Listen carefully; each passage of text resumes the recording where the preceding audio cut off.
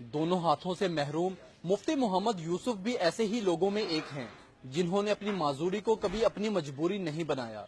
लाहौर के नवाही गांव रामपुरा हडियारा की छोटी सी मस्जिद के पेश इमाम ये मुफ्ती साहब ना सिर्फ मोटरसाइकिल खुद चला सकते हैं, बल्कि ईद पर कुर्बानी का जानवर भी अपने ही कटे हुए हाथों से ज़िबा करना पसंद करते हैं। मैंने आज तक अपने आप को मोहताज नहीं समझा भी, और ये शुरू ज़िबा करना, इसके अंदर मुझे तसल्ली होती है और काम अल्हम्दुलिल्लाह दूसरे का भी अच्छा हो जाता है, मेरे भी अच्छा। हर ईद बकरे के ऊपर 5, 10, 15 जो है वो जानवर में ज़िबा कर देता हूँ हर साल तकरीबन। मुफ्ती यूसुफ ना सिर्फ इमाम मस्जिद हैं, बल्कि होम्योपैथिक डॉक्टर भी हैं, जो कटे हाथों के साथ मैट्रिक इम्तहान और दरसे निजामी में भी अव्वल पोजीशन हासिल कर चुके हैं।